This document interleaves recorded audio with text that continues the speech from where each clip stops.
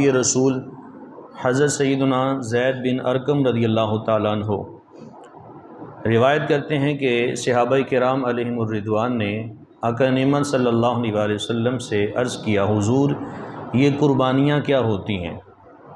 تو آقا نعمت صلی اللہ علیہ وسلم نے ارشاد فرمایا، سنت ابیکم ابراہیم، یہ تمہارے باپ دادا حضرت ابراہیم علیہ السلام کی سنت ہے۔ تو پھر صحابہ نے سوال کیا کہ حضور اس میں ہمارے لیے ثواب کتنا ہے؟ پہلا سوال یہ کہ قربانیاں کیا ہیں، دوسرا سوال یہ کہ اس میں ہمارے لیے ثواب کتنا ہے؟ تو آقا نعمت صلی اللہ علیہ وسلم نے ارشاد فرمایا، قربانی کے جانور کے جسم پر جتنے بال ہوتے ہیں اس ہر ایک بال کے بدلے میں تمہارے لیے ایک نیکی ہے۔ پھر صحابہ نے سوال کیا، حضور اون کے بارے میں کیا حکم ہے؟ اب اون کے اندر تو کئی بال ہوتے ہیں، تو آقا کریم علیہ السلام نے ارشاد فرمایا کہ اون کے ہر ایک بال کے بدلے میں ایک نیکی ہے۔ تو اتنی نیکیاں وہ بندہ مومن کو عطا کی جاتی ہیں تو وہ صرف اور صرف ان 3 دنوں میں عطا کی جاتی ہیں۔ 365 دنوں میں صرف 3 دن ہی ایسے ہیں کہ جن میں بندہ اپنے رب کا قرب حاصل کر لیتا ہے۔ پہلے 10 ایام ہیں اور ان 10 ایام میں پھر آخری جو دن آ جاتا ہے اور پھر اگلے 2 دن بھی شمار ہو جاتے ہیں۔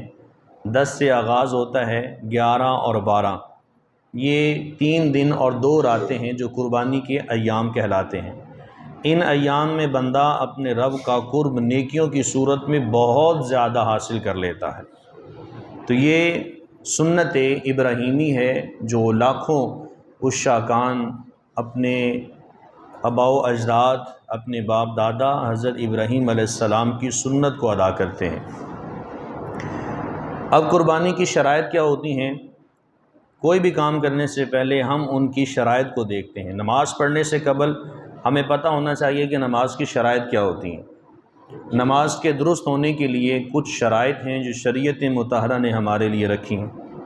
نیت کا ہونا، وقت کا ہونا، استقبال قبلہ ہونا، ستر عورت کا ہونا، یہ ساری معاملات جو ہیں، یہ 6 شرائط جو ہیں شریعت مطہرہ نے نماز کے لیے رکھی۔ یوں ہی قربانی کے لیے شرائط ہیں۔ شریعت مطہرہ نے ہمارے لیے قربانی کے درست ہونے کے لیے اور کس بندے پہ قربانی واجب ہے اس کے لیے کچھ شرائط وضع کی ہیں۔ سب سے پہلی شرط یہ ہے کہ قربانی کرنے والے کا مسلمان ہونا، کافر پہ قربانی نہیں ہے۔ قربانی کرنے والے کا مسلمان ہونا۔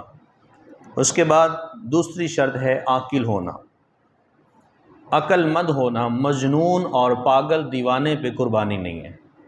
عقل مند ہو، شعور رکھنے والا ہو، جس کو پتہ ہو کہ یہ قربانی ہے، جس کو پتہ ہو کہ یہ قربانی کا جانور ہے، عقل مند انسان پہ قربانی ہے۔ اور تیسری شرط کا ذکر فرمایا کہ بالغ ہونا، نابالغ پہ قربانی نہیں ہے۔ چوتھی شرط مقیم ہونا، مسافر پہ قربانی نہیں ہے۔ اگر کوئی شخص مسافر ہے، اپنے گھر سے 92 کلومیٹر کی مسافت پہ وہ گھر سے نکلا ہے اور دوسری جگہ وہ جا رہا ہے اور وہاں پر اس کی جو رہنے کی مدت ہے وہ 15 دن سے کم ہے، تو وہ شرعی مسافر کہلاتا ہے، اس کے اوپر قربانی واجب نہیں ہے۔ مقیم کے اوپر قربانی ہے جو اقامت پسند ہے، جو اپنے ہی ملک میں، اپنے ہی وطن اصلی میں رہنے والا ہے۔ اور 5ویں شرائط کا ذکر فرمایا کہ مالک نصاب ہونا۔ زکوٰۃ کے حوالے سے آپ نے یہ سنا ہوگا کہ اس مال کے اوپر 1 سال گزرنا شرط ہے۔ قربانی کا مسئلہ اس سے تھوڑا سا مختلف ہے کہ اس میں سال گزرنا شرط نہیں ہے۔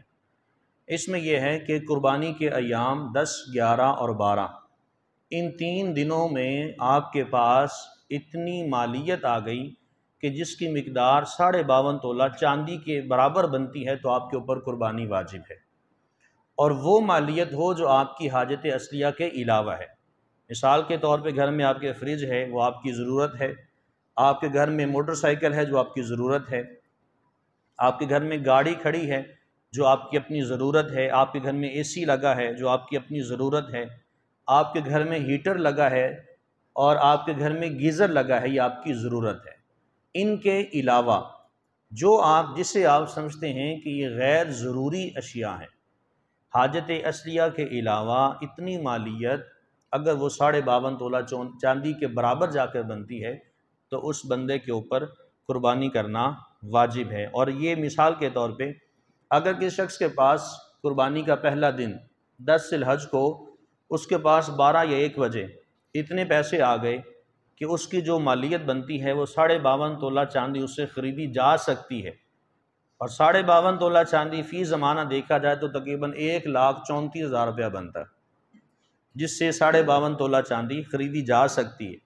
تو ان 3 دنوں میں کسی بندے کے پاس اتنی قیمت آ گئی، اتنی مالیت آ گئی کہ جس سے 52.5 تولہ چاندی خریدی جا سکتی ہے، اس بندے کے اوپر قربانی کرنا واجب ہے۔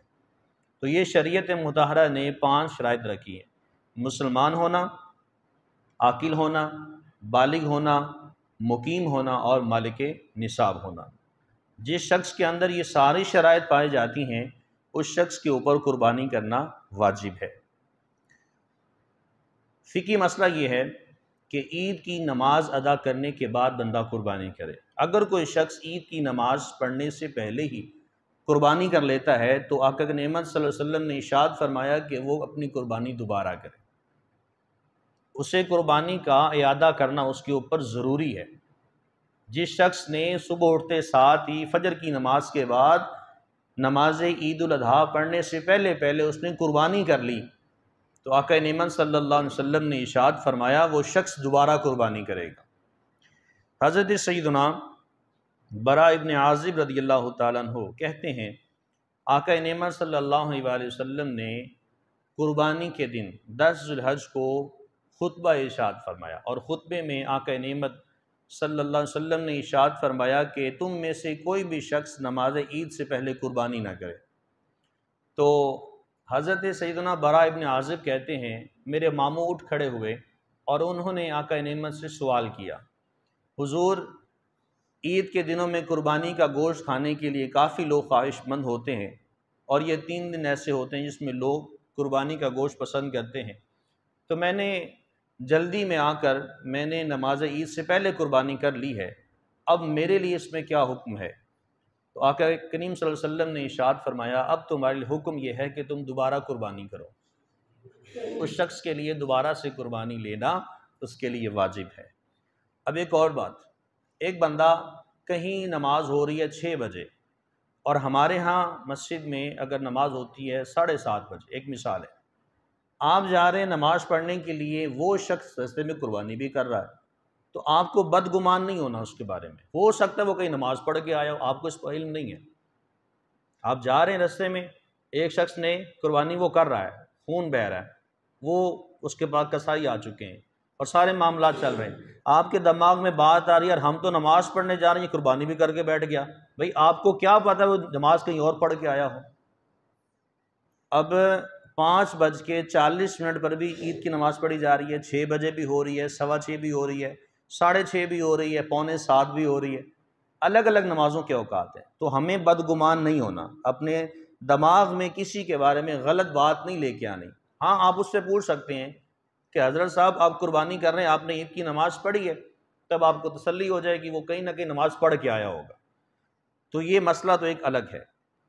اگر کوئی شخص عید کی نماز پڑھے بغیر ہی کہیں بھی نہیں گیا، اس نے قربانی کر لی، تو شریعت مطہرہ یہ کہتی ہے اس کے لیے قربانی کا اعادہ کرنا واجب ہے۔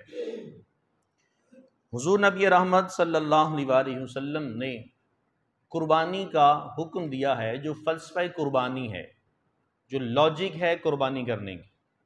قربانی کس مقصد کے لیے کی جاتی ہے؟ قربانی کرنے کے کچھ اہم مقاصد ہوتے ہیں۔ بسا اوقات یہ بھی ہوتا ہے کہ ہمارے دماغوں میں ہوتا ہے کہ گوشت آئے گا، کبھی کبھار یہ بھی دماغوں میں ہوتا ہے کہ محض میں جو قربانی کر رہا ہوں دکھلاوے کے لیے کر رہا ہوں، لوگوں کو دکھانے کے لیے، جبکہ قربانی کا صحیح مقصد وہ اللہ رب العالمین جل وحدہ لا شریک کی رضا کو حاصل کرنا ہے۔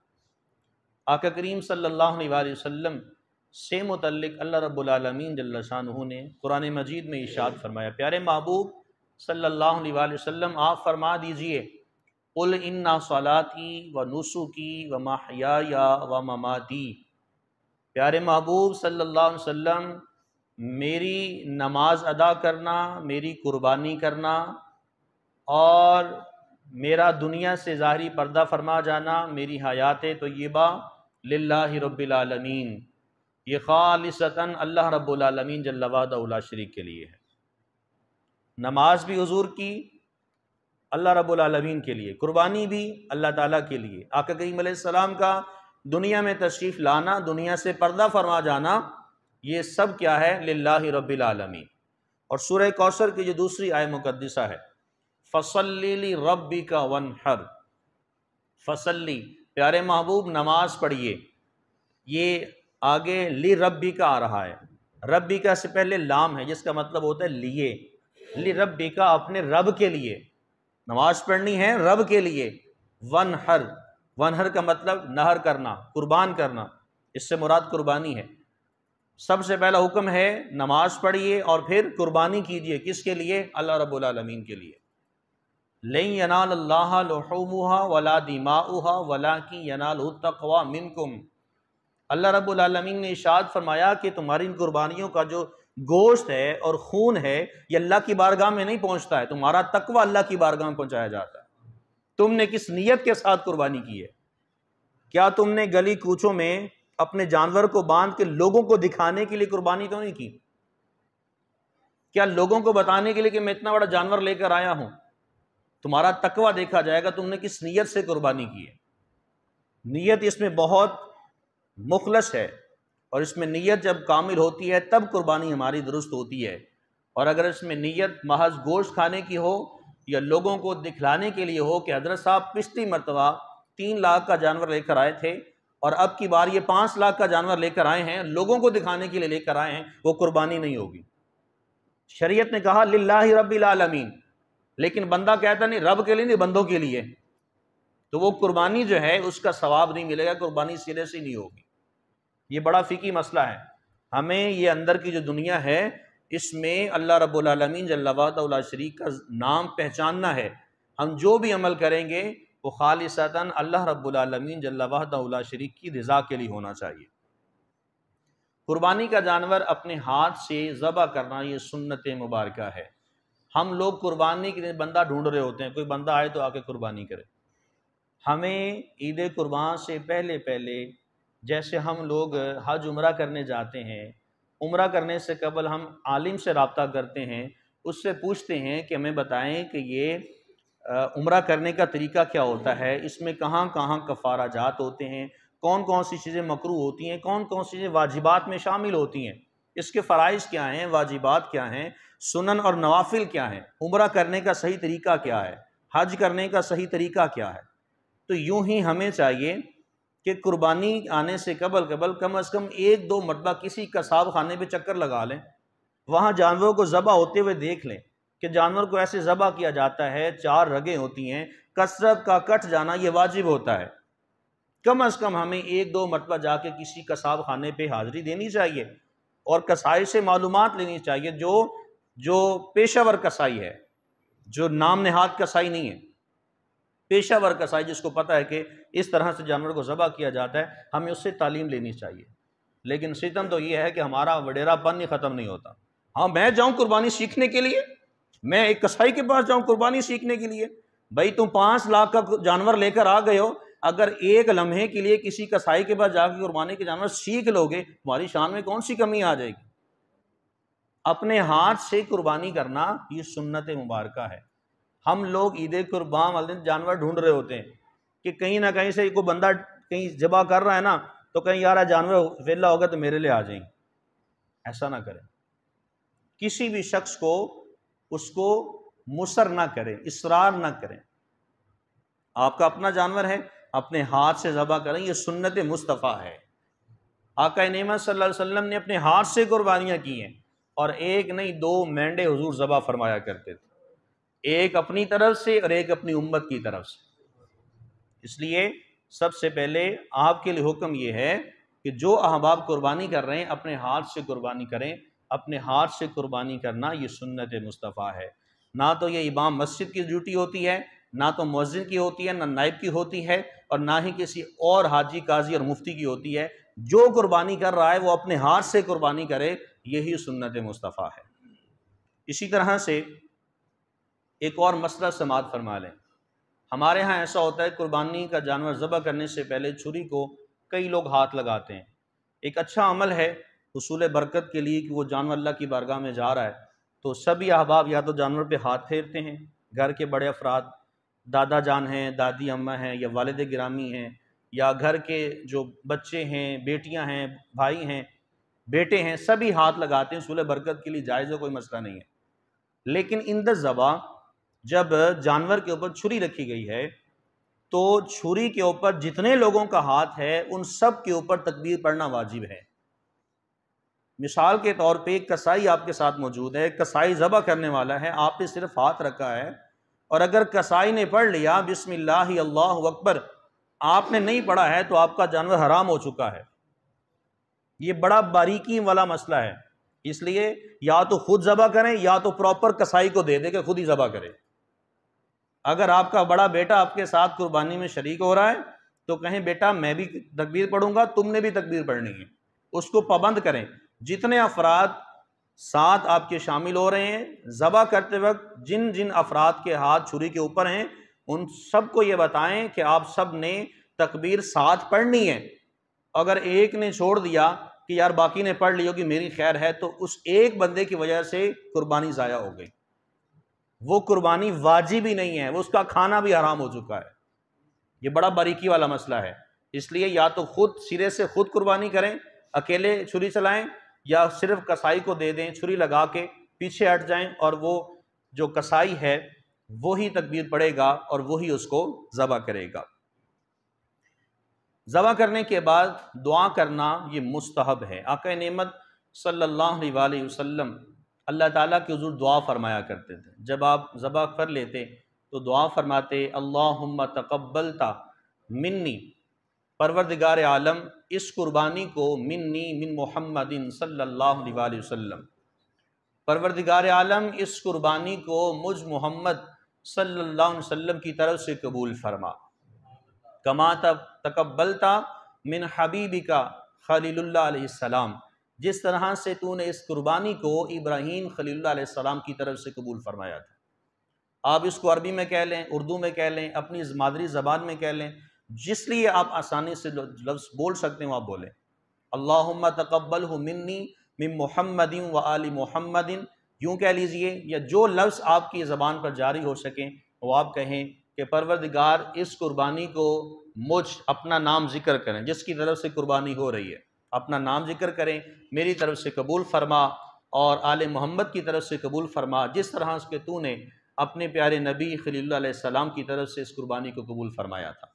تو یہ ایک دعائیں ہیں جو قربانی کرنے کے فوراً بعد، یہ عند الذبح کی بات ہو رہی ہے، گوشت وغیرہ بنانے کے بعد نہیں۔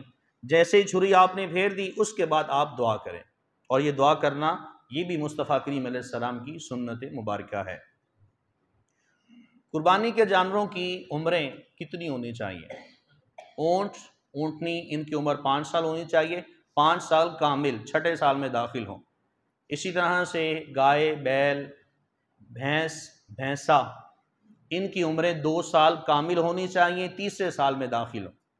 بکرا، بکری، دمبا، بھیڑ وغیرہ، ان کی جو عمریں ہیں یہ 1 سال کی ہونی چاہیے، اور اگر دمبا یا بھیڑ ان کی عمر 6 مہینے کی ہے لیکن دیکھنے میں وہ 1 سال کے برابر ہیں تو شریعت کہتی ہے ان کی قربانی بھی جائز ہے۔ ایک اور مسئلہ سماعت فرما لیں، ہمارے ہاں دوندہ ہونا شرائط تصور کیا جاتا ہے، جس جانور کے دانت ٹوٹے ہوتے ہیں ہم کہتے ہیں اس کی قربانی جائز ہے۔ یہ توجہ سے مسئلہ سماعت کیجیے گا، فقہی اعتبار سے احادیث نبویہ میں دوندہ ہونا کہیں بھی نہیں لکھا، صرف جانور کا 2 سال ہونا وہ ضروری ہے۔ اب جانور جب 2 سال کا ہوتا ہے تو اس کے دانت جو ہیں سامنے والے آٹومیٹکلی طور پہ گر جاتے ہیں۔ اب اس میں یہ مسئلہ یہ ہے کہ عین ممکن ہے، ایسا بھی ہو سکتا ہے وہ جانور ہے، اللہ نے اس کو اپنی مخلوق قرار دیا ہے، عین ممکن ہے کہ اس کی عمر 2 سال ہو چکی ہو لیکن اس کے دانت نہ گرے ہوں، اور یہ بھی ممکن ہے اس کی عمر پوری نہ ہوئی ہو لیکن بیوپاری حضرات سامنے والے دانت توڑ چکے ہوں محض جانور کو بیچنے کے لیے، ایسا بھی ہوتا ہے۔ ایسا ہوتا ہے، یہ جو ہمارے جو بیوپاری حضرات ہوتے ہیں بڑی دو نمبری کرتے ہیں، اور جب بھی جانور خریدنے کے لیے جائیں تو کم از کم جو آپ کا جو سیاڑا آدمی ہے نا، بڑا بزرگ ہے، جس کو پتہ ہے جانور کو ایسے خریدا جاتا ہے، اس کو ساتھ لے کر جائیں، جس میں کوئی یار محسوس نہ کریں کہ یار میں اپنے ساتھ کسی کو لے کے جا رہا ہوں، یہ مجھے سمجھا کہ کیسا للو پھتو آدمی ہے، تجھے تو قربانی کا جانور خریدنا نہیں آتا۔ کوئی مذائقہ نہیں ہے اس میں، یہ ہمیں اسلام ہمارا کہتا ہے کہ اگر آپ ایسا جانور خریدنا چاہتے ہیں اپنے ساتھ کسی بڑے آدمی کو لے کر جائیں۔ تو دوندا ہونا یا چوندا ہونا جسے ہم وہ کھیرا کہتے ہیں، یہ شرائط میں نہیں ہے۔ جانور کا کامل جو بڑا جانور ہے وہ 5 سال کامل ہونے چاہیے، 6 سال میں داخل ہو، اور جو گائے، بیل، بھینس، بھینسا، ان کی عمر 2 سال ہونی چاہیے، تیسرے میں یہ داخل 2 سال کامل، ایک دن بھی کم نہیں ہونا چاہیے، اور ان کا دوندا ہونا یا چوندا ہونا یہ شرائط میں شامل نہیں ہے، یہ ہماری خود ساختہ ہماری باتیں ہیں۔ اس کو ذہن نشین رکھیں، اور جب جانور خریدنے کے لیے جائیں تو اپنے ساتھ کسی بڑے آدمی کو لے کر جائیں، اس لیے کہ بیوپاری حضرات جانور بیچنے کے لیے سامنے والے دان توڑ دیتے ہیں، خود ہی توڑ دیتے ہیں، بس ہمارا جانور بک جائے، بھلے اس جانور کی عمر 1.5 سال ہو، محض آپ کو بتانے کے لیے آپ کے پاس پیسہ ضائع ہو گیا، کہاں چلا گیا آپ کا پیسہ؟ اس لیے یہ دوندا ہونا یا چوندا ہونا یہ شرائط میں شامل نہیں ہے۔ قربانی کے گوشت کے 3 حصے کر لینا یہ مستحب ہے، یہ فرض یا واجب نہیں ہے۔ شریعت مطہرہ یہ کہتی ہے اگر آپ یہ سمجھتے ہیں آپ کا کنبہ اتنا ہے، آپ کا خاندان اتنا ہے کہ آپ صرف اپنے ہی گھر میں اس جانور کو ذبح کر کے آپ پورا کریں گے، تو شریعت کہتی ہے سارا جانور اپنے گھر ہی رکھ لیں آپ۔ اگر آپ دیکھتے ہیں کہ اگر میں باہر دوں گا کسی کو تو گھر میں گوشت کم ہو جائے گا، شریعت کہتی ہے سارے کا سارا گوشت گھر رکھ لیں، اور اگر آپ یہ دیکھتے ہیں میرے پاس اور بھی جانور ہیں تو پھر آپ سارے کا سارا صدقہ کر دیں۔ تو یہ جو 3 طریقے ہیں، 3 حصے بنائے جاتے ہیں، ایک حصہ اپنے لیے، ایک رشتہ داروں کے لیے، ایک ہمسایوں کے لیے، یہ مستحب ہے، اور اگر آپ ایسا کر رہے ہیں اور کرتے بھی ہیں، عمومی طور پہ ہمارے ہاں یہی رائج ہے، تو پھر اس کے برابر برابر حصے ہونے چاہیے، اس میں ذرا بھی کمی بیشی نہیں ہونی چاہیے۔ مثال کے طور پہ ایک جانور جس کا گوشت 90 کلو نکلا ہے تو آپ کو چاہیے کہ 30 کلو کے 3 حصے کریں، پھر اس 30 کلو کو آپ ڈیوائیڈ کریں، وہ بھی برابر شاپر ہونے چاہیے۔ ایسا نہیں ہے کہ آپ کسی کے یہاں 2 کلو بھیج رہے ہیں تو کسی کے یہاں 1 کلو بھیج رہے ہیں، یہ ناانصافی ہے۔ اس لیے برابر برابر تقسیم کرنا یہ بھی قربانی کے اہم ترین مسائل میں سے ایک اہم فقہی مسئلہ ہے۔ آپ لوگوں کے ساتھ جو ہے وہ ناانصافی کر رہے ہیں۔ جب آپ کو اللہ نے مال دیا تو راہ خدا میں آپ نے دینا ہے، آپ نے اونچ نیچ نہیں کرنی ہے، برابر شاپر بنائیں، اور قربانی کا گوشت ان احباب کے ہاں پہنچایا کریں۔ یہ میں نے پچھلے سال بھی آج ہی کے دن میں نے یہ بار مسئلہ بتایا تھا آپ کو کہ قربانی کا گوشت انہی احباب کو دیں کہ جو قربانی نہیں کر رہے ہیں۔ ہم ان لوگوں کے ہاں بھی دیتے ہیں جو قربانی کر رہے ہوتے ہیں، اور ہمارے ہاں ایکسچینج ہوتا ہے گوشت۔ مثال کے طور پہ میں اگر بڑا جانور کر رہا ہوں تو سامنے والا جو ہے وہ بکرا ذبح کر رہا ہے تو میں اس سے کہوں گا یار تم سے مجھے بڑا گوشت لے لو، مجھے چھوٹا دے دینا۔ ہمارے ہاں یہ بھی رائج ہوتا ہے، یہ غلط ہے، یہ غلط ہے، یہ اس طرف نہیں آنا۔ قربانی محض کس کے لیے ہے؟ اللہ تعالیٰ کے لیے، گوشت کا لین دین نہیں ہے۔ یہ شریعت مطہرہ اس بات کو ناجائز قرار دیتی ہے۔ یہ تو ساری نیت آ گئی آپ کے گوشت لینے کی، اللہ کے لیے تو نہ ہوئی۔ تو ہمیں قربانی کرنی ہے اللہ کے لیے، لوگوں کے لیے قربانی نہیں کرنی ہے، اور قربانی کرنی ہے محض اللہ رسول کی رضا کے لیے۔ اس لیے نہیں کرنی ہے کہ یار تو میرے کو بڑا گوشت لے لے میں تمہیں چھوٹا دے دیا گا۔ بھئی آپ کسائی تھوڑی ہے، آپ یا دکان ڈال کے بیٹھے ہیں، قربانی کر رہے ہیں، سنت ابراہیمی کو ادا کر رہے ہیں، اس کو کاروبار نہیں بنانا۔ تو اس لیے مستحب یہ ہے کہ قربانی کے جانور کے 3 حصے کیے جائیں اور ان کو برابر برابر تقسیم کیا جائے۔ ایک اور بات، کوئی ایسا شخص جس کی ذرائع آمدنی حرام ہے، اس شخص کو وہ افراد جو بڑا جانور خرید رہے ہیں ان 7 افراد میں اس شخص کو شامل نہ کریں جس کے بارے میں آپ کو علم ہے کہ یہ اس کا جو کاروبار ہے حرام کا ہے، کوئی سودی کاروبار کرتا ہے، یا اس کے جو ذرائع آمدنی ہے وہ حرام کے ہیں۔ جب آپ کو علم ہے آپ اس شخص سے کنارہ کر لیں، اسے اپنی ان 7 حصوں میں شامل نہ کریں۔ اگر ایسا شخص آپ کے ان 7 شرکاء میں شریک ہوا ہے، اس ایک شخص کی وجہ سے باقی 6 کی قربانی بھی نہیں ہوگی، وہ جانور ہمیشہ کے لیے حرام قرار پائے گا۔ یہ شریعت کا مسئلہ ہے، یہ بڑا باریک بینی والا مسئلہ ہے، اس کو بڑی غور و فکر کے ساتھ آپ لوگوں نے دیکھنا ہے۔ جو اب آپ حصے دار کہیں بن رہے ہیں، سوچنا ہے، پرکھیں اور پھر دیکھیں کہ کون سا شخص ایسا ہے کہ کہیں اس میں وہ تو نہیں ہے جس کی حرام کی کمائی ہے. اگر ایسا کوئی شخص آ رہا ہے تو اس ایک کی وجہ سے باقی 6 کی قربانی بھی نہیں ہوگی. اسی طرح سے اگر کسی شخص کی نیت محض گوشت لینے کی ہے، وہ کہتا ہے کہ بس مجھے گوشت مل جائے، اس کی قربانی کی نیت نہیں ہے. گھر میں وہ بکرا ذبح کر رہا ہے، وہ کہتا ہے میں چھوٹا گوشت کھاؤں گا اور بڑا گوشت جو ہے یہ بھی میں لے لیتا ہوں، لیکن قربانی کی نیت سے نہیں ہے. قربانی اس کی واجب ہو چکی ہے، لیکن وہ بڑے گوشت میں حصہ اس لیے ڈال رہا ہے کہ میرے پاس بیف بھی آ جائے گا، کوئی بات نہیں. وہ محض گوشت لینے کی نیت سے اگر کوئی شخص ان 7 افراد میں شامل ہو رہا ہے، اس ایک کی وجہ سے باقی 6 کی قربانی بھی نہیں ہوگی. یہ بات ذہن نشین رکھیے. اسی طرح سے بہت ہی اہم ترین مسئلہ، توجہ کے ساتھ سماعت کیجیے گا. ہمارے ہاں یہ ہوتا ہے، ایک گھر میں 10 افراد رہتے ہیں اور 10 افراد میں سے 7 پہ قربانی واجب ہے. بیٹے بھی کمانے والے ہیں اور باپ بھی کماتا ہے. بیوی کے پاس بھی سونا اور چاندی پڑا ہے، چاندی نہیں ہے سونا کم از کم پڑا ہے، یا بیوی کے پاس اس کی اپنی ملکیت میں کیش کی صورت میں کچھ قیمت پڑی ہے. اب گھر کے اکثر افراد پہ قربانی واجب ہے، لیکن ہوتا کیا ہے ہمارے ہاں، گھر میں صرف ایک ہی بکرا ذبح کیا جاتا ہے، تو وہ کسی کی طرف سے بھی قربانی نہیں ہوتی ہے. یہ بات ذہن نشین رکھیے، وہ قربانی کسی کی طرف سے بھی ادا نہیں ہوتی ہے، اس کو ایک شخص کی طرف منسوب کرنا یہ واجب ہوتا ہے. مثال کے طور پہ ایک گھر میں 5 بھائی رہتے ہیں، پانچوں بھائی کما کے لاتے ہیں والد صاحب کو، حالانکہ والد صاحب پہ قربانی نہیں ہے، ان کے اوپر اپنی ذرائع نہیں ہے، وہ بیٹے ان کو دیتے ہیں اور وہ قربانی خرید کر لے آئے. اب بیٹوں پر الگ سے قربانی واجب تھی، تو بیٹوں نے کیا کیا، تھوڑے تھوڑے پیسے ملا کے ایک بکرا لے آئے. تو اب بیٹوں کے لیے حکم یہ ہے کہ اس ایک بکرے کو ایک فرد کے نام پہ ذبح کریں گے، یا تو وہ بڑے بھائی کے نام سے منسوب ذبح ہوگا یا والد صاحب کے نام پہ ذبح ہوگا. ایسا نہیں ہوگا کہ مطلقاً ذبح کر دیا، وہ کسی کی طرف سے بھی قربانی نہیں ہوگی. اور اس میں گھر میں جتنے افراد جن کے اوپر قربانی واجب تھی وہ سارے گناہ گار ہوں گے. اور نہ جانے کتنے ایسے لوگ ہیں، ہم لوگ ہمارے گھروں میں یہی معاملات چل رہے ہیں، کتنے ایسے لوگ ہیں. دیکھ لیں، سروے کر کے دیکھ لیں، پھر مجھ سے پوچھے گا میں غلط تو نہیں کہہ رہا آپ.